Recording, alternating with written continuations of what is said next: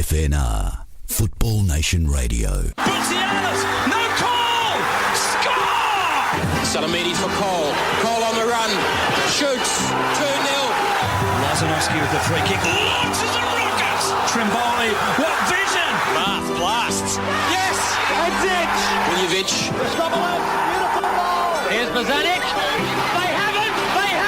They might have won it! The Pioneers with George Donikian and George Kotzanis on FNR, Football Nation Radio. George Kotzanis, we have a bit of royalty in the FNR studio, and what a character. We certainly do, George. Yeah, Good evening. As a player, he was a legend at Juventus in the old Victorian state leagues before he moved on to St George under Reilly. There's a name, huh?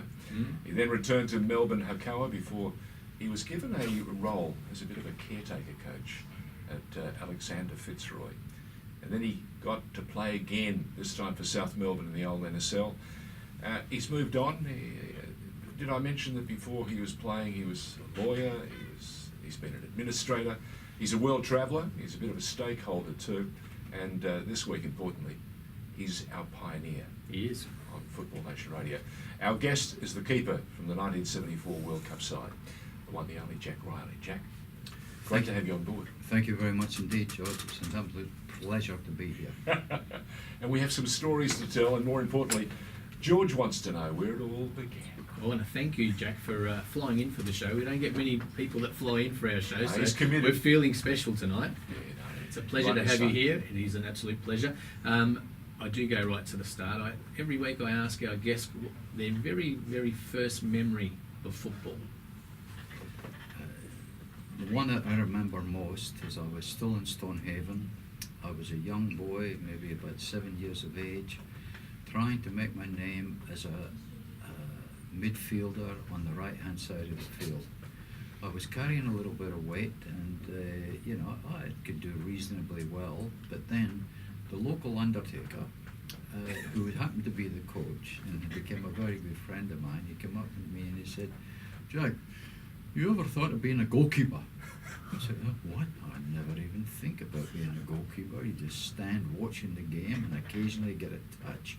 He said, "I think you could be a very good..." I said, "How could you say that? Come with me and I'll show me." And that was the start of my football career.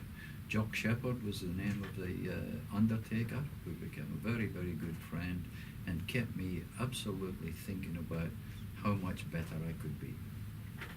Great memory. So you played a bit of junior football, and I think, is it fair to say, did you play for the junior Scottish sides as you got through the... Is that right? Yes, I first and foremost went to I played for my local team in Stonehaven, and then Parkvale A, who were the top junior side in Aberdeen, they came to me, watched me one weekend. I was 14 and they wanted me to play in their under-18 side, and I said, of course. Then I went to Aberdeen, and I saw the ground they played on. The ground was the car park for the local mart, the local livestock mart on the weekend.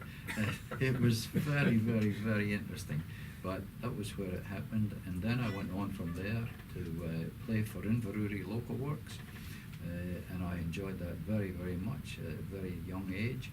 I got chosen for the Australian junior team, and off we went to Easter Road, the Hibernian ground, one night, and it was one of these nights, if they had shot them out of cannons, I would have stopped them.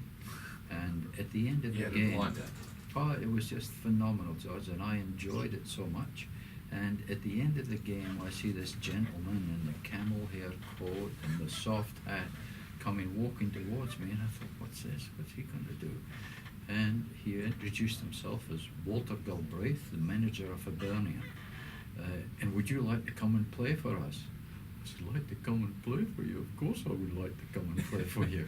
And I joined Hibernian and enjoyed my time there very, very much, especially when Jock Steen came as manager. And he said to me, you do the right thing, you will play for Scotland. Well, unfortunately for me, there were 2 games played at Brockville Park in Falkirk, and I had absolute nightmares. And I moved on from Hibernian, and went to Washington D.C. to play in the first year of the North American League, and enjoyed that immensely as well. Tell us why Jock Stein was such a special manager or person. What was it about him? The same way as I admire so many people in the game who were man managers. Jock Stein was a phenomenal man manager, and I'll never forget him. He'd only been 2 days at the club, and Willie Hamilton was one of the best players in Scotland at the time, and certainly a Hibernian star. But he had a fairly substantial drinking problem. So Jock Stein called the whole playing squad into the dressing room, and he absolutely ripped Willie Hamilton apart and finished off by saying, unless you do what I want you to do and you listen to me and we have very, very, very good conversations on an ongoing basis, you will be gone. But you do it and you'll see that you will go to the top of the class. Cut a long story short, within 7 months, Willie Hamilton was on his way to the top division in England and went on to a phenomenal career. That was what Stein could do.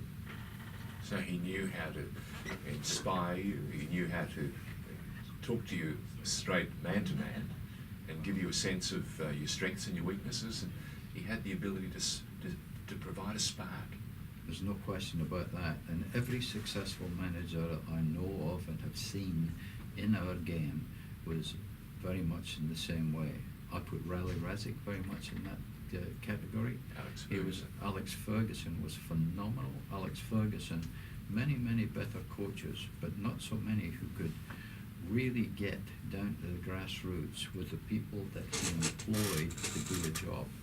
If they didn't do the job, they had to answer to them very, very quickly. The debate was held, and all of a sudden they would get it right. And that's what it had to be about. Go on, you're in America, you're playing. Yeah, how does a boy from Stonehaven end up in Washington? There's more to it than just football, is it? There's got to be more to it. Yeah, well, I'll never forget when I was at Hibernian, I thought, well, you know, I haven't worked in my life, I'm playing football, I'm loving it, what am I going to do?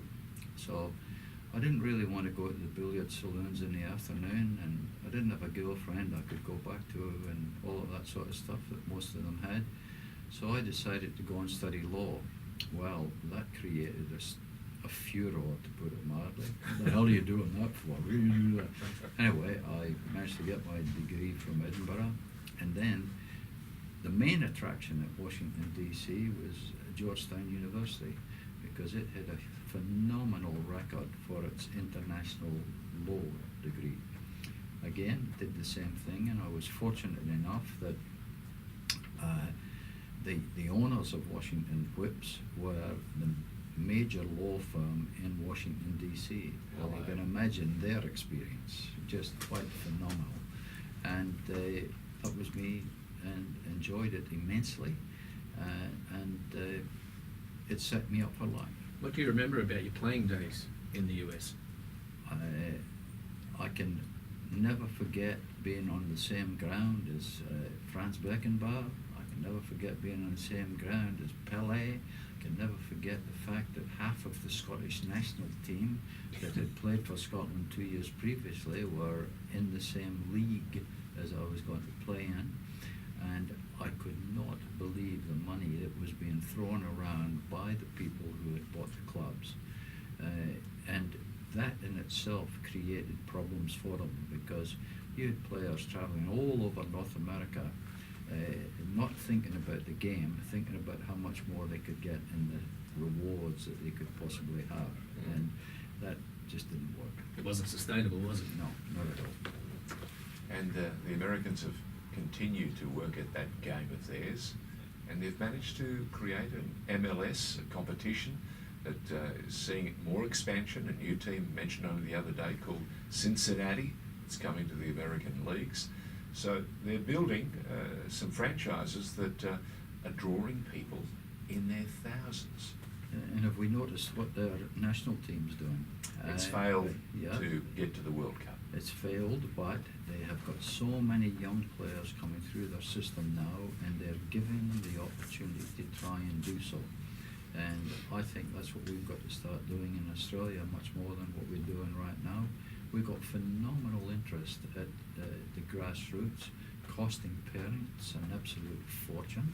I think that is wrong. There should be more money flowing from the top level down into the grassroots to allow kids to play the game to enjoy it, not for any other reason, and not other mothers and fathers complaining like nobody's business what it's costing them to keep them playing the game.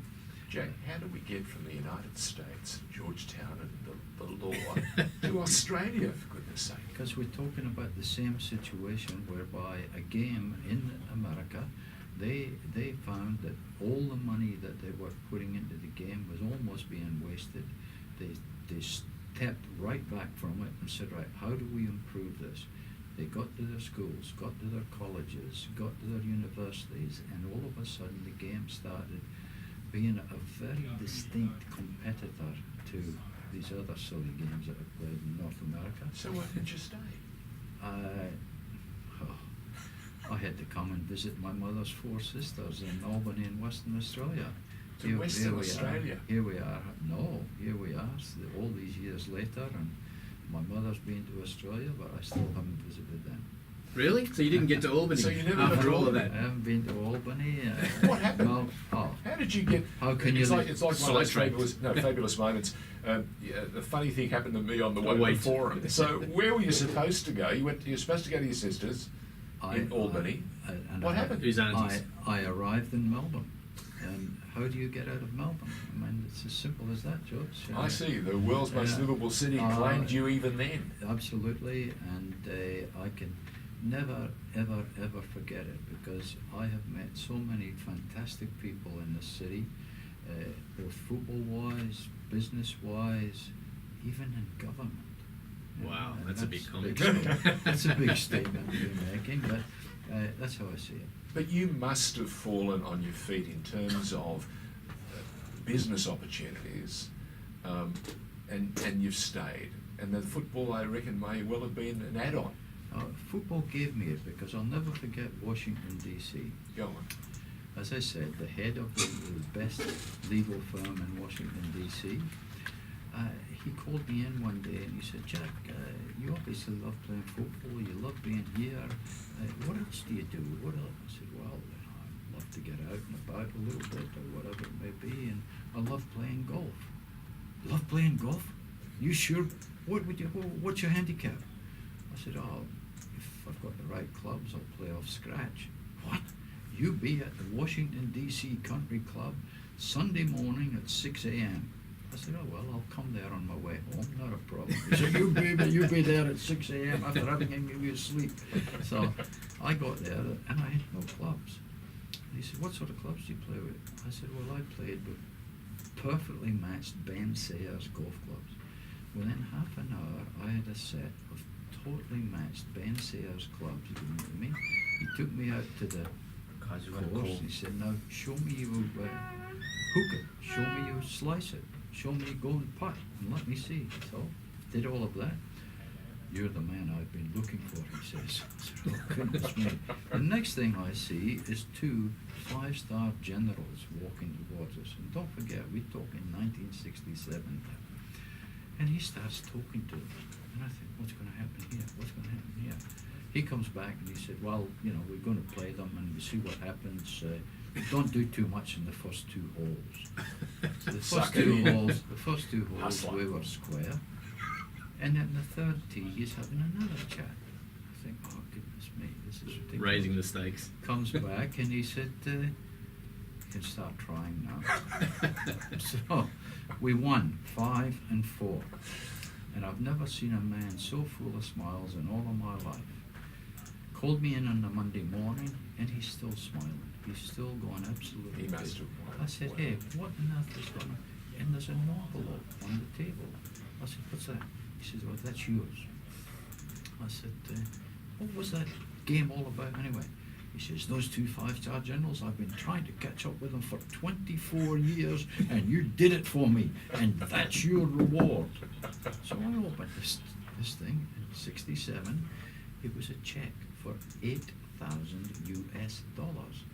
I said, what nuts it? He says, that's what we were playing for. He says, that was the prize monies and it's all yours because I have been waiting to get my own back on those guys for so long. I sent the check back to my mother in Stonehaven, Scotland, and she bought 2 houses with it, and that was the beginning of my business career. Sensational. Fantastic. What we're going to do is take an opportunity to ask a question of you, and you can take a few minutes and think about it because we're going to take a break. It's from Pablo Bateson. It's on Twitter. It said, late questions for Jack from my base here in Bangkok before I return to Sydney next week. Jack, who do you rate as the best ever Australian goalkeeper? So hold on to that. And do you think that our Socceroos can win a senior men's world title within the next 20 years? That and more on FNR's The Pioneers. Stick with us.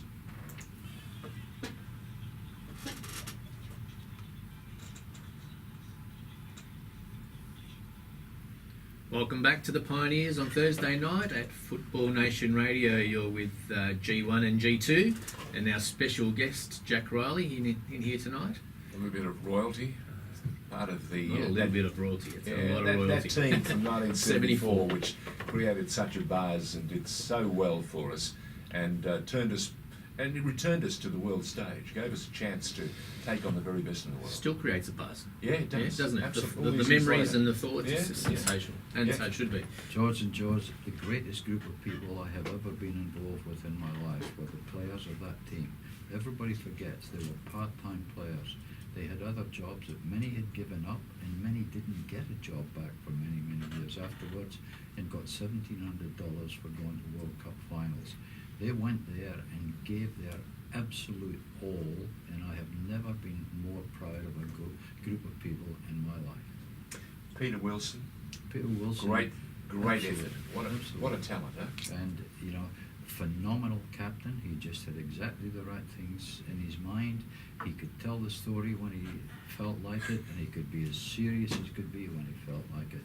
And he, unfortunately, when we got back from the World Cup in '74, said, that's it, I'm finished, and nobody's seen him since. Isn't that a shame? We'd love to get Peter and have a chat and give him a chance to enjoy some of that, I think, that special time. Because he gave a lot to the game. I can say quite comfortably, I know that he's been unwell in the last couple of years and he's had a couple of stays in hospital, so we wish him well. The likelihood of the chance of ever seeing or speaking to him publicly again, I think that's well and truly gone, unfortunately, for all of us. But there's a little bit of mystery still there involved, I guess, which adds to the mystique of 1974 and that team. Jack, I just want to take you back. You hustled this bloke. Well, the two generals. I played golf. golf. Yeah, that's right. Okay, so your boss hustled these blokes on the golf course, which helped buy 2 houses back in Scotland, and got your mum very suspicious as to what you were actually doing in Washington. But we'll assure her that everything was fine. Now, you came to Melbourne, and your business venture, your non-football business venture, or luck, as it would happen, introduced you to some other business. What was that? It was phenomenal luck because I had never really worked. I had just prepared things, prepared. And at that point in time, in '69, there was a massive stock market blast on a stock called Poseidon. It had gone from 80 cents to about $220. Everybody's going crazy, wondering what's on. So I thought, well, I'm going to find out a little bit about this. So I went to the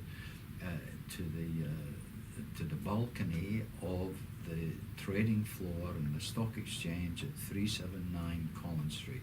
And they weren't the days of computers and things like that. They were the days of guys wandering around all over floors, throwing pieces of paper, buy this, sell that, boom. They knew exactly what it was. I thought, gee, that looks okay. So I came out of there and I thought, well, do I turn right or do I turn left? Fortunately, I turned left. And they are right on the corner of Collins and Queen. J.B. Weir and Son, stockbrokers, Melbourne. For goodness, how lucky can a man be?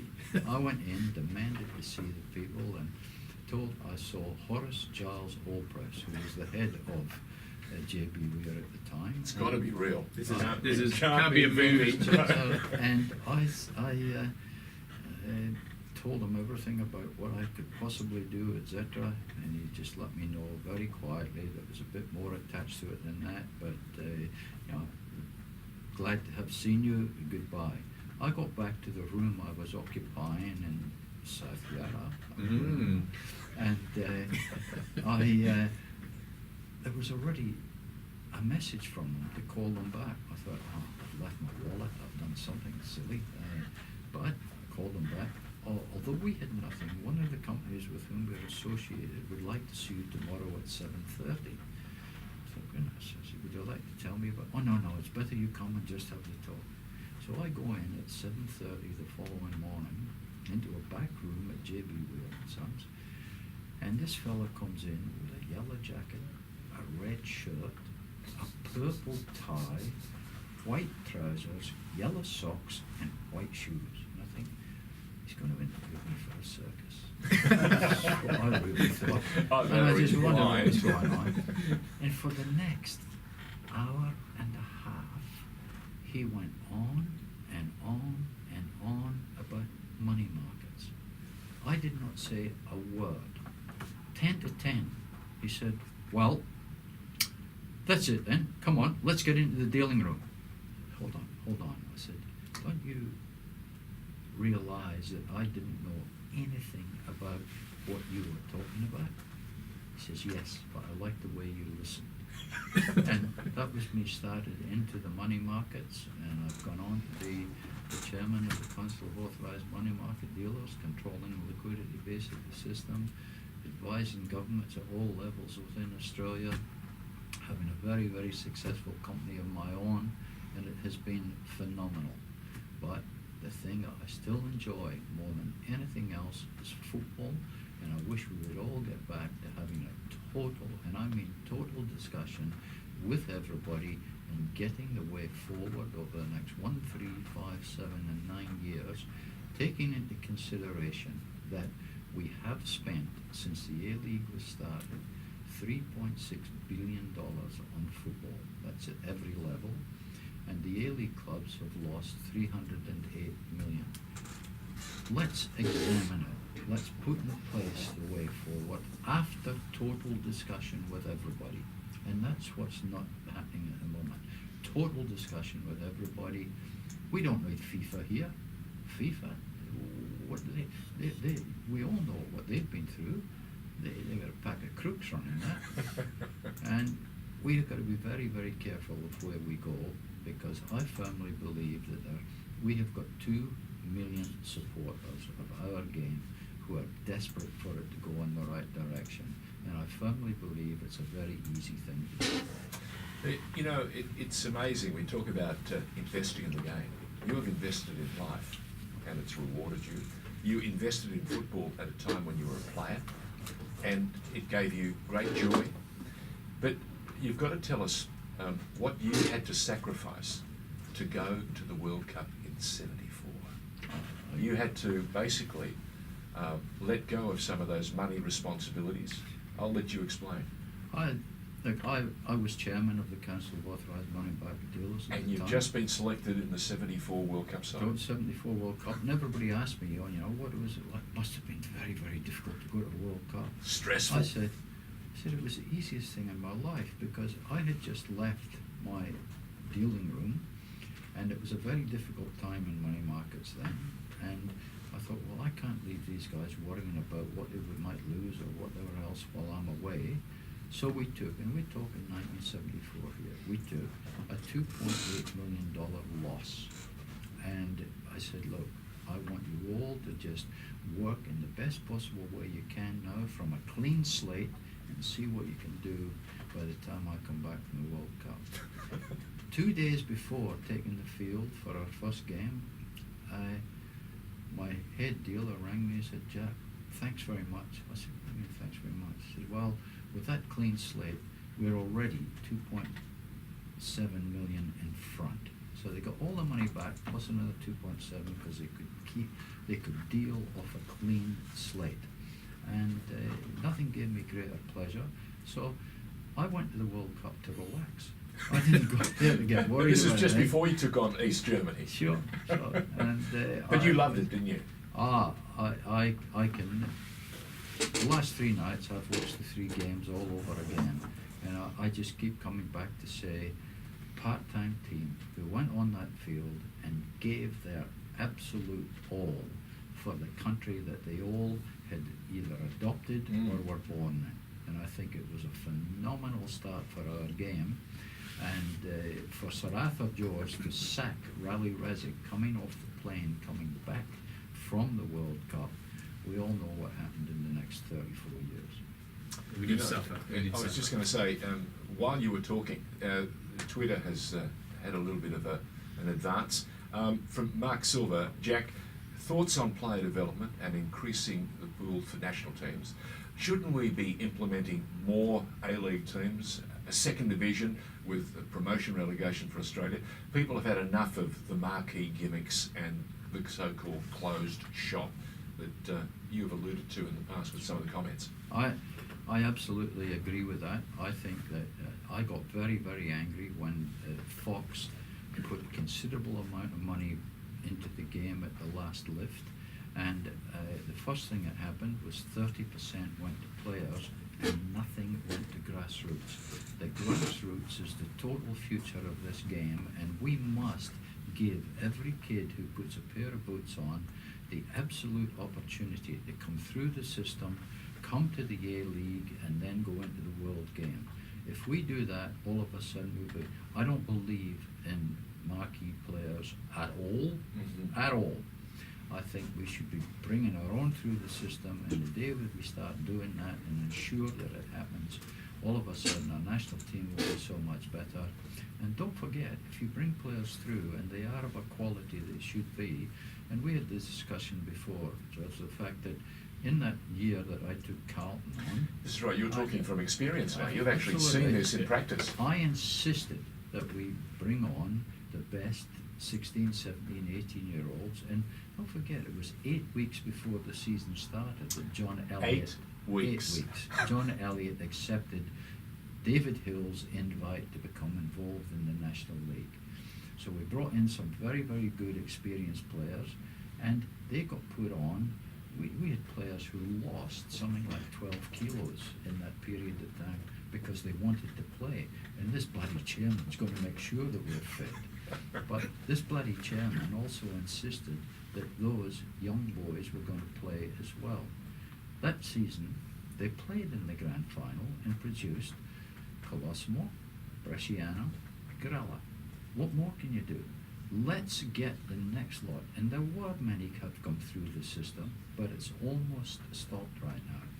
And I was just going to pause you there for just one Sure. moment.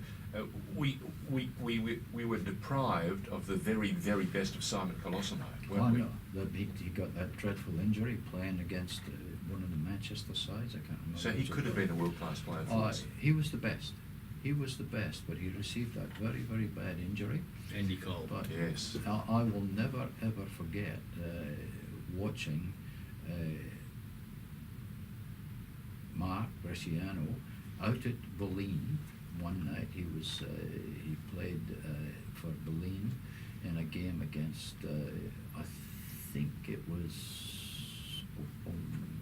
might have been South Melbourne. Yeah. And he just absolutely dominated just by reading the game. And he went on to do what he has done. Yes. And it is great business as well for the game. There's no point. Not only was it great business, it really was the core that would become our golden generation.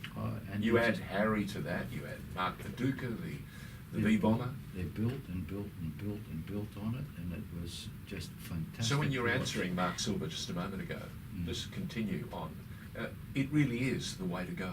No and question should have at all. been over the last 10, 12 years. Well, there have been many, many people who say that it has to happen. It can only happen if there is total debate, and that's what our game lacks. We have got no total debate. We've got 2 million supporters out there that we are not listening to and not giving them the opportunity to have their total say. We're also very, very weak, and holding people accountable for what has been put in place. Let's do it. It is a business as well as anything else. It never ceases to amaze me that we have the answers right before us. But we have to be brave, we have to be bold, and we have to do what's good practice. And that's what you have held on from the very beginning. It's held you in good stead in business, and it's also helped you in football. Take us back to the football. You were one of the wonderful, sparkling members of the team at Juventus when they were really making a name for themselves. Juventus were a legendary side in the state leagues of Victoria in the late 60s, early 70s. Absolutely. Late And even longer 60, than that. Yeah. 69, we won every competition in Australia. And that team was full of very, very good players. There were local players like Dino DiMarchi, and Dino said, "Don't ask me to do anything other than score goals. I'll score goals. I'll score That's what he goals." said to us on this That's show. exactly right. Well, and there were people like Tommy McCall, who everybody said, "Oh, he drank too much, he couldn't do this." But when he went on the field, Tommy McCall was all about winning. Brian Thompson's of this world. George Cannell, Scottish international, who came out here and played, and he couldn't play too well until he'd had a nip of whiskey at half time and went on the field. But that was him. Purely medicinal. Purely medicinal, and he went out and played, and that team won everything in that year. They were very, very good, and they were assisted greatly by Tony Longo, who was the president of the club and didn't stand any real nonsense. So you needed strong men. Absolutely. Or strong And that's people, what the game administrators. needs. And we still That's need what it, the don't game we? needs. I'll never forget Frank Lowy's outburst where he said, "I did nothing for 6 years." That was after I said that it was his way or no way, and there was no reporting to the board on the World Cup bid. Our World Cup bid was a disgrace. Absolutely. We should add, not only have you been a player, not only have you been an administrator and a coach, but you were part of the FFA board. Absolutely. So you know it inside out. And after Intimately. Intimately. In fact, so much so. Can I interrupt you for a moment? Sure. There's a letter I've got here. It's fabulous. It says Football Federation Australia. I won't mention the name until the very end. It says, "Dear Jack, I was forwarded a copy of the note that you provided to other FFA directors. I don't wish to deal with issues from the past that did not involve me or any current directors, but I do want you to know that the board agrees absolutely with your suggestion that we need a coherent, medium-term plan to consolidate the gains of the past 10 years and build for the future." Now, this is dated 2016. And as you note, that will require prudent financial management and a unity of purpose from everyone who loves and supports our game. Jack, you do indeed hold a very special place in the history of the Australian game, and that's something that can never be diminished. He goes on to say, "I expect to be in a position within the next few weeks to outline FFA's new 4-year strategy, which was developed by the previous board and refined by the new board. And I'm confident that you will find it responds to many of the issues you have raised in your note. Yours sincerely, Steve Lowy." Yeah, and that was in response to a 43-page submission that I gave the FFA about getting the new board to review the 13 years of the A-League, good, bad, and indifferent, and talk to everybody right now about what we should be doing about the game to ensure in the next 13 years that we are so much better. And start planning now, as you asked earlier, or somebody asked, that we should be aiming to win the World Cup. I firmly believe that if we put the right system in place, we can do it. Australia is a country that is full of athletes of the highest quality. I go to a ground in Launceston every Saturday morning. There are 13 grounds there, and from 8:30 in the morning to 2:30 in the afternoon, there are children under 14 years of age occupying the grounds fully. There are 1,000 car parks there. You can't get a car park. Parents coming and going, friends coming and going, children. But at 14, they disappear from the game. That's where we are failing. We are not showing our absolutely fanatical group of children through the game in the right manner. And it takes a bit of money. we can't expect our parents to be finding $1,600 every time or whatever else. it may be. 2,200. Absolutely crazy, because we have got enough money at the top level of the game now to filter it down into the grassroots level that it should be for nothing. Let them enjoy the game and bring them through the game so we get the reward. And we have been benefiting from just what you're saying. Melbourne City picked up a young boy out of Tasmania, Sure. Nathaniel Atkinson. Very, very good. And what sort of season has he had? It's been phenomenal. Fantastic. The only player that's nudged him, and in fact is in the Australian team at the moment, is young Daniel Azani. Sure. What do you make of that? That basically sits very much in line with what you're talking about. Be bold, be brave, give them the opportunity, and they will reward you. There's no doubt Whether in the they're world. men or women. No doubt in the world. And, you know, what our women are doing at our game Matilda's is fantastic. fantastic. Absolutely fantastic. And if you asked anybody 10 years ago if that could have happened, they would have thrown you in the swimming pool. Simple as that. It's been very, very well. Moya Dodd has done a phenomenal job in promoting that for them. Yep. But just while we're on that, I just very quickly want to make a couple of comments on Yep.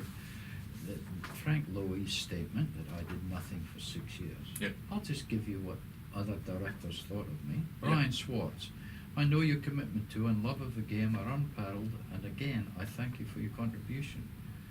Philip Wolanski, likewise to you all for your commitment, time and energy, and your contribution and collaboration in so many areas and important decisions along the way. Isn't Phil one of Frank's Frank's best lieutenants? godson. Oh, right. Frank's godson. So he's in the family. Moya Dodd, thanks for all the energy, passion, commitment and wisdom you have brought. It has been great, an experience for me to share the boardroom with. Jack, this is a very gracious and touching note. Thanks for the guidance you have given me. I will carry with me the honesty and passion you have brought to the boardroom every time. And I'll come to the chairman's comments now. The first point I want to make is that you have done a good job. You certainly spent the time required and probably a lot more, and you have made a major contribution to the board deliberations. That was prior to his rant on New York television that I'd done nothing for 6 years. Then, a year and a half later, he said, Jack, I concede that what I said in my interview was maybe unreasonable. You clearly did make a real contribution, and you did many things in the background that I was not aware of. That's what I do. I work from the background, and hopefully it's You're the successful. goalkeeper. That's what goalkeepers do. Rest assured that I will acknowledge this and say so loudly when I get an opportunity before I depart as chairman. You remember him saying that? No. Yeah. In fact, we're going to take a break. This is the Pioneers. You're listening to our pioneer this week. It's Jack Reilly, the World Cup goalkeeper from 1974. But he's had many, many roles, and he's going to talk to us about some of those roles and some of those moments. But I also got to remind you, Mark Silver's still waiting to hear what you think about the second division. Is it on or is it off? Promotion, relegation. Sure. Back with more. George Katsanis is smiling, which means we're covering many of the topics that he's set up there for us to knock over. Welcome back to the Pioneers. We're with our special guest, World Cup goalkeeper, 1974 World Cup Socceroo, Jack Reilly. Jack, we're just going to do a little bit of word association. Feel free to elaborate. Or This could be dangerous. it could be dangerous. You did mention Reilly and Peter Wilson. I'm a big fan. I really love hearing stories about young Jimmy Rooney, the Peter Pan of Australian football. Jimmy Rooney was just a phenomenal individual. Jimmy would talk about the game 25 hours a day. Simple as that. And he never put any pressure on anybody to support him. He did it to support himself as far as football was concerned. And his attitude to the game was just fantastic. He now works for Mario Bazan, the director of Melbourne City at Metricon Homes, and he loves that as well. And he's still coaching, and I think he'll be coaching the day before he goes to his coffin. It's as simple as that, because he just loves the game, and he always did love the game, and it was him and his like that really made Australia what they were back then. What are your memories of him at the World Cup? We discussed it off air, or Well, I just, as I said, in the last 3 nights, I've watched all the World Cup games, and I don't think there's any doubt that the 2 players that stood out were Jimmy Rooney and Branko Bulivic. Bulivic because of his absolute skill, Jimmy Rooney because of his skill and his work rate, and not only his work rate as far as the ball was concerned and his strength for such a small guy, but his work rate and making others do what he thought they should be doing. It was Billy fantastic. Bremner-like effort. Oh, very much so, very much so. But to put it quietly, I'd rather have Jimmy Rooney than Billy Bremner. Fair enough. That's huge, Craig. You mentioned Branko there. Give us a bit of your recollection and a bit of description on why he was so good. I'll keep it nice here because Branko was my roommate for a while. And, I've heard some stories about Branko in the room, so keep it clean. Branko was, again, he had skills that had not been seen in this country. And at JUST, he was given every opportunity in the world because he was surrounded by the similar type players. At the World Cup, he was not even one of the foremost picks to be in the team, but in the training period in Switzerland, he just put so much into what he was doing that there was no alternative but to play him, and he did not let anybody down. His skill that came through in the game was phenomenal. His work rate was much higher than anything you'd ever seen locally, and it was very, very, very good. As a roommate? As a roommate, he was interesting. Okay. You also, in '74, come across another legend who, in the other goals when you were playing against West Germany, Sepp Maier. Well, I've got to tell the story here. You must. As everybody knows, the game's finished, and I've just played against one of the goalkeepers that I admire enormously in world football, and I could always see him. He would always look so immaculate. I'd never seen a jumper fit anybody just quite so well, and almost a second skin. So straight after the game's finished, I rushed up and I started yanking it off his back. Dressing room, dressing room, dressing room. He says, "What? I want the jumper." I kept pulling. Dressing room. Went into the dressing room. He drops his pants, and here we are. There's this great thing underneath, tied at the front, tied at the back. I'm trying to yank this thing off the man's back, and I'm almost castrating the poor man. No wonder he screamed to get back into the dressing room, but he was a phenomenal goalkeeper. And recovered well enough to go on and... So he kept his jersey nice and taut. He reminded me of it 5 years ago in Germany. He is never In a high-pitched voice? No, I wasn't quite successful, George. There's another friend of mine that I don't know if you saw him, but you were at Fitzroy Alexander with him when you took over as caretaker coach, and you're a player at the time. For about 8 weeks. Yeah, but Jack decided not to play at that time. Yes. You chose not to play, is that right? Not to play, yeah. Okay. And you put a young Peter Blasby in goals. The reason I chose not to play, because I knew that there was a very, very good young goalkeeper sitting in the wings, plus the fact that I didn't really believe in playing coaches. I was asked, it was only for about an 8-week period because they'd sacked the coach, and they said, well, would you coach us for the final 8 weeks? And I did that, and it gave me the greatest of pleasure to give Peter an opportunity because he had shown enormous potential, and he delivered on the most of that potential in his career. Yeah, Brave goalkeeper. Oh, very much so, and a fella who listened and listened and listened and tried to put it into place. And I've seen many of them come through the system. Jeff Olver, never forget Jeff. He turned up at a Victorian training session one night, and he came to train with the goalkeepers, and I was the only one there. I almost slaughtered him. And he said, "Oh, goalkeepers don't train like this." I said, "Yes, they do, Jeff." And he's never forgotten it to this day, but he went on from strength to strength to strength and played particularly well. He had a great career. Very, very good. So, in the time that you've been involved in Australian football, we've been asked on Twitter by Pablo, I think it was, Pablo Bateson, Yes. who do you think has been the best, so in that 40 nearly 50-year period, the best goalkeeper. I think, and I've got to say this, despite his habit, Of laughing. Yes. no, yes. I think that Mark Bosnich was definitely the best. But there have been many who have been... We have been blessed, haven't we? very, very, very good. And Mark Schwarzer has been very good. It can go right through the ages, and we have been Terry well Greedy served. was a good keeper. Oh, look, Terry Greedy. Ron Corrie. Ron Corrie was excellent. Ron Corrie was one of the people who were challenging me for the 70 World Cup, and he was very, very good. But we have had more than our fair share of very good goalkeepers, and the A-League at the moment has got many very, very, very good goalkeepers. And there's a young guy in Belgium, his name Vukovic, doing very good job. Well, there you go. He's had to. He's now 32 years of Yeah, age. still a young and keeper. and been given the opportunity when he was just turning 30, and he has grabbed it with both hands. I think he's the oldest player to ever debut for the Socceroos. Our Stato friend Andrew will jump on Is that that one. right? I Stato believe will he tell may us be differently. very No, close to it. he has put the work in, and he's got the reward for it. I think Matt Ryan can possibly become the best that we've ever seen.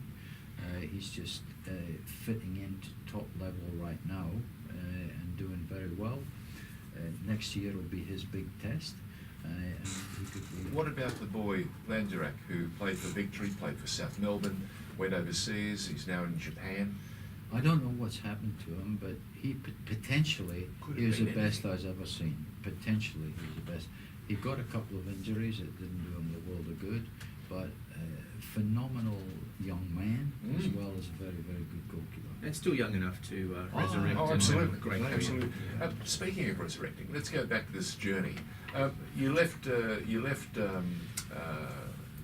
played for St George in Sydney after you finished your stint with Juventus. You did the caretaking bit with Alexander. Roy Alexander. Don't forget that club. No, I won't.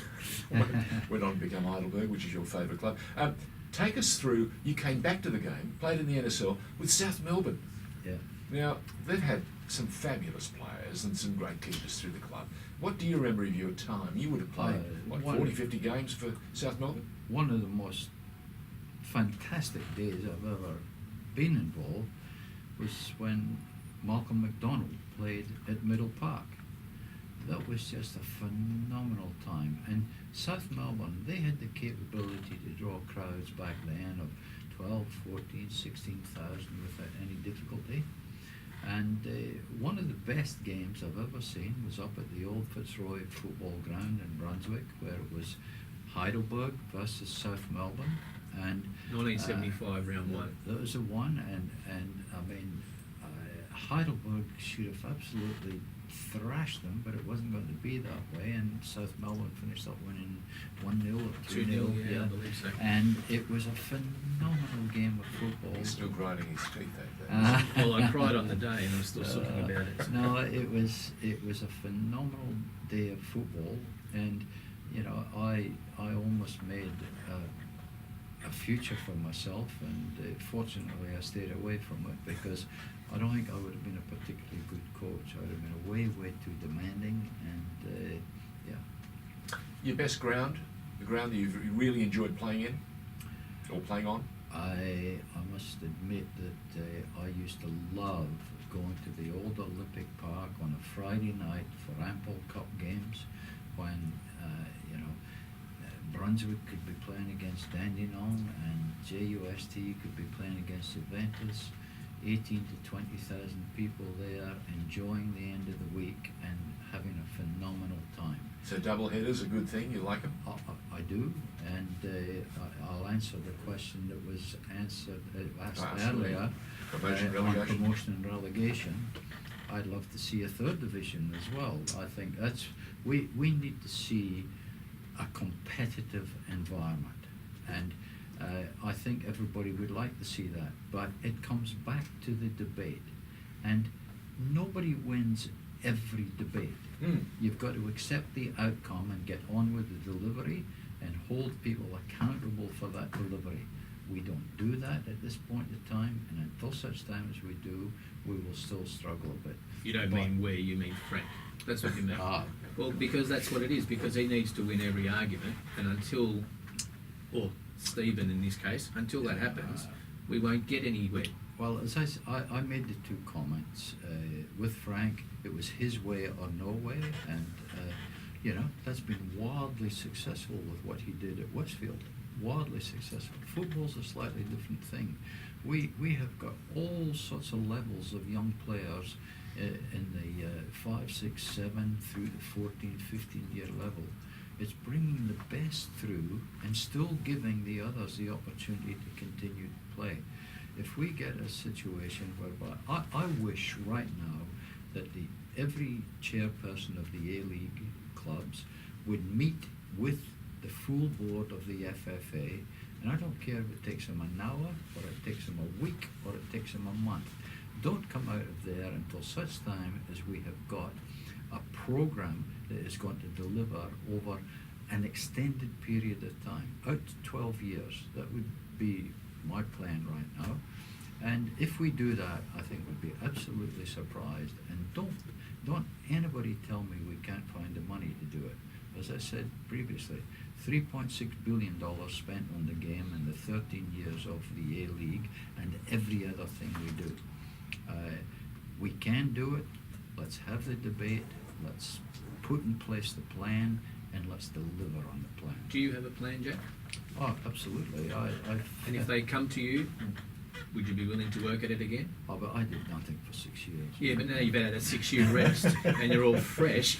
He's fired up. You're fired up and ready to go. I think have you got the fire in the belly to go again? Absolutely. On an even playing field? And I have made it quite clear that I firmly believe the days of state federations should be numbered. We have had a situation, and I showed you earlier what Frank Lowy had to say in 1982 about the absolute dominance of state presidents, and the NSL clubs at that point in time could not stand it. He pulled Hakoah out of the competition 1 week into the league. He then came back into power 30 years later and used that as his power base. The power base of the game for the last 13 years has been that the only people who could put forward nominations as a director of the FFA were the state federation presidents. They put none forward. So what has happened? They have done nothing. I firmly believe there should be one governing body, An independent commission. Huh? Independent commission with professional management in each state, all delivering on the same program that everybody has had the debate on and agreed on, and professional management held accountable. Now, you're a money man. Should we have a future fund for the game as well? Well, I put up a proposition to have a future fund 6 years ago. That future fund would have $220 million in it today. Any traction? And I wasn't allowed to put it through. And nobody would have contributed more than $25 to that future fund. It was all about everybody who had been registered, and I was going to go to everybody who had been registered for the past 35 years. They are still supporters of our game and want to see our game come to the forefront. Well, we've got 15 consortia who all want to be part of the new A-League. Absolutely. So when everyone's talking doom and gloom, the reality is that there are people who want to join in. They want to be part of the greater fabric of the game, at the very top of the game. What about the registrations of the 5, 6, and 7-year-olds? Through the roof, both boys and girls. It is illuminating, but as you touched on earlier, we're losing them at 14 and 15. Yeah, and we must provide the pathway for them. And if we provide the pathway and bring them through and they come to the top level, it is great business as well. Great business. You get $5 million for almost any player these days in the international markets. Van Marwijk, the current coach of the Socceroos, has got a youngster by the name of Azani in the squad. Yeah. He's also pulled in young Jamie McLaren after he realised that Tom Urich might have a problem. Would you like to see the boys start first game up? absolutely. I would have liked to see more of our younger players go to the World Cup, because I don't think To blow anybody's- them for no other reason. I don't think anybody is expecting us to win the World Cup this time around. Not just yet. But if we'd taken more young players there at this point in time to start planning for 4 years down the track, 8 years and 12 years down the track, I think we would have been far better positioned. But that takes total debate, and there has been an absolute lack of it. Absolute lack of total debate within our game. Jack, as a goalkeeper, as a successful goalkeeper, you've always needed a strong voice, you've always needed a good view of the game, and you've always needed to be brave. And you've proven on all 3 counts tonight that you've still got it. Are you still enjoying the fight, the challenge? And this love for the game has kept you in it, hasn't it? I want to see the game in this country being number one. I know what has got to be done to do that. I just wish that those who are only in the game for their self-interest and because they got $1 billion in the bank or whatever else it may be, forget it. Have the total debate with everybody and put in place a program that we're going to hold people accountable for the delivery of. And we're not going to get that right even. But if it's going off We'll a get bit, it right. if it's going off a little bit after 2-3 years, have the changes made and keep it going. But It's like this- steering a course on a ship, eh? well, I come back to the corporate governance paper that I've spoken about many times. David Gallop was the deputy chair of the Australian Sports Commission when he joined the FFA as the CEO. With the promise that corporate governance would be really attended to. Well, and he put a paper on the first board meeting and said, I want your comments on this paper, and it was 14 pages long. I want your comments on this at the next board meeting. Now, we've seen the paper, by the way, and it's got Yeah. your handprint all over it. And Hand notes everywhere. I rang the deputy chair the following morning, and he said, oh, have you read that thing? I said, yes, I've read it, and I've got my writing all over it. Yeah, you certainly do. Like a Next teacher day- marking an exam, next- isn't it? the Was. next- the Super next- exam. no, the next day, I got a phone call from Frank Lowy. Oh, did you write that corporate governance paper with David Gallop? I said, what are you talking about? And then I've got it in the back of my mind. I've got my writing all over it. It's what and I've shown And you. he assumed Got it all that over you there. had written the paper. Written it with David Gallop. But David Gallop said, we'll bring it to the next board meeting, and I want everybody's comments. 2 days before the next board meeting, the papers come out, and nothing on corporate governance. So I rang David and I said, David, nothing on corporate governance here. I would like to think the debate would be held. He said, oh, it's been stopped. And that was it. Well, the one thing we're not going to stop talking about on Football Nation Radio, and that's why we've been invented, I suppose, and launched 6 months ago, is to keep talking about the game, to keep talking about the people who've not only played the game, but helped to grow the game, and you've been one of those. Well, just on that, and David Gallop gets abused in many areas. Another thing he did in the first week that he was there, he met with every director one-on-one and asked them all the same questions. You know, what do you think of the board? How does the board operate? Blah, blah, blah. And I've shown you all my answers to the absolutely. questions. Again, was not allowed to use the feedback on a debate. Crazy. To grow the whole business. And that was just wrong. And unless we get to the stage whereby we're going to have that total debate, and if I have a debate with somebody, I don't expect to win every one. No. So long as you're heard, and then you accept the outcome and get on with it, surely that's the way forward. Sounds like there's fire in the belly, Oh, George. yeah. Just before we go, we've touched on so many subjects and so many elements. And gone well over. And gone well over, but we've been allowed to, because when you have royalty in the studio, Absolutely. you can play those cards. Yes. Melbourne City, Melbourne Victory, two very strong players in very different fashion. We've got a championship winning outfit called Melbourne Victory that started as the first club in Victoria. Then Melbourne Heart came along and morphed into Melbourne City. You had a big hand in both of those clubs? Oh, I'll tell you exactly the situation. I was also on the committee that was formed to look at the formation of the A-League. I got told by the Australian Sports Commission that I would be on the board straight away. Frank Lowy had a different view. Then about 2 years later, he rang me up and said, the FFA would like you to sit on the board of Melbourne Victory. Oh. I said, okay, well, I want that done. We think things could be slightly different. I said, okay, fine. So I joined, and it required a bit more money than what was there. So after many discussions, I convinced the FFA that they should put $250,000 on the table, and we would see what would happen as far as people wanting to invest in Melbourne Victory. Well, you've got the answer. There was a massive amount, and Melbourne Victory is run in a particularly good manner right now. I mean, what they put on at the Crown Casino every quarter and everything they do, getting out to corporate Australia and getting out to their supporters is excellent. Then I, sold the $250,000 worth of FFA shares and made a $270,000 profit that went straight back to the FFA. And then a second club in Melbourne was required. So some very good friends of mine had expressed some interest, Peter Sidwell and the others who were terrific people. And I said, well, if you get involved here, I will ensure that everything is okay for you.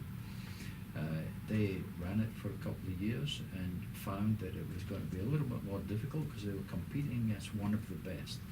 Then I found out one day that Manchester City were very keen to come to Australia, and I kept the whole debate away from the FFA. I met with Manchester City, I met with the people at Melbourne Heart and got from them what they wanted to do. I then said, okay, go away, do your due diligence, come back and tell me what you want done. If you want to buy the thing, we'll organize it. 32 days later, they came back and the deal was done. I think what Melbourne City have done as far as what they've put in place as training grounds and facilities are phenomenal. Next to the university. Fantastic. Out at Latrobe University, and it is fantastic. And I saw a game out there a few months ago between Perth and Melbourne City at the under-18 level. It was the best game of football I've seen all year. It was just fantastic. So it is beginning to happen and requires that sort of promotion. But then, when that whole deal was put through, the day after, I got a phone call from one of the other directors and said, what did you get out of that deal? I have never taken 1 cent out of the game in my life, and I do not invest in the game because I believe that I should contribute. Full stop. And that's it. Putting back. Putting back. Well, you've put plenty back tonight, and we really appreciate the opportunity to hear from you, have you in the studio, especially coming in from Tassie. We really appreciate we wish you an opportunity to come back because FNR wants to talk football 24/7, and we want an opportunity to get you and a couple of others to talk about all the things that are making the game at the moment controversial. We want to take the controversy away. We want to build a new platform. This entity is as important to the game as the debate we're talking about previously. This entity getting the right support from all levels of football can promote our game in exactly the manner that it's required and create everybody wishing to be part of it. And I have appreciated the opportunity that you've given me tonight to just put exactly my position. Nobody has stopped me in any way, shape or form. I've put it there. I've shown you everything that backs up my statements, and the 43 pages I sent to the outgoing board and the 44 that I sent to the incoming board, I firmly believe that if they had been followed, we wouldn't be having discussions with FIFA. It's as simple as that. Things would have been going in a very, very different, successful direction right now. Well, we've got a World Cup coming up, and we're going to see exactly what we've sown. And let's hope that we can reap some excitement, because there are some terrific young players. Just as you talked about some of those players in the past, there are some terrific young players who could make some history for themselves. Let's hope there's another Jimmy Rooney out there at the end of this World Cup. Wouldn't that be great? There's no question about that, and believe me, there are hundreds of thousands of parents out there desperate to see their family succeed in our game, and that's what's required. That's wonderful. That's a great thing. Thank you so much, Jack, for flying in and joining us on the Pioneers. Thank you, Georgie, for another sensational overtime show. No problem. Absolutely. Who's up next week? Our last show before the World Cup break is a young striker who used to play for Preston Macedonia and Melbourne, Croatia, called Gary Ward, who used to knock some goals in. So did he ever score one past you, Jack? No, different. No, but very, very, very good player and a nice guy. He's flying in from Sydney, so we look forward to that next Thursday night. Jack Reilly, thanks for joining us. George, This has been one last comment Sure. before we go. We want to know about FIFA. Yep. As I said, I was on the Under-17 World Cup Committee for Yep. 4 years. Yep. I received the document from FIFA about what they're going. Yep. Media rights. Yeah. The way they put their their media rights was that FIFA has the sole and exclusive right to exploit any and all media rights. And since then this we is come radio, to- I can confirm. Can I just the say, document. probably it was written in Switzerland. Yeah, Quite but possibly then- it's been lost in translation. Then we come to marketing rights. Oh, go on. FIFA has the role and exclusive right to exploit all marketing rights. Now, I Not explore, I- but exploit. got into massive debate on this at FIFA and told them that they were totally wrong to be doing that, and I believe it has been removed, but that was how it was. And this is the organisation. We have the evidence. This is the organisation that's coming here To to tidy try and up. tell us what we are doing. No. We hear. And We on, hear, Jack. and on that note, young George, Jack Reilly, it's been an absolute joy. You've been listening to the Pioneers, and of course, every Thursday night, George, the two Gs, G1 and G2, do it. And we have one more week to go before we take the World Cup hiatus, and then we start with a reboot. I think it's July. Have you got a date in July? I haven't got a clue what date. July after the World Cup. Fantastic. Thanks for joining us. Catch you next week. Thanks. Well done, Jack. No problem. Thanks Thank very you. much Thank indeed. you.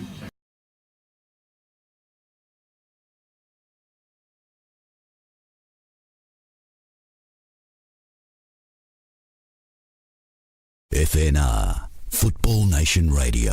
Putsianis, no call! Score!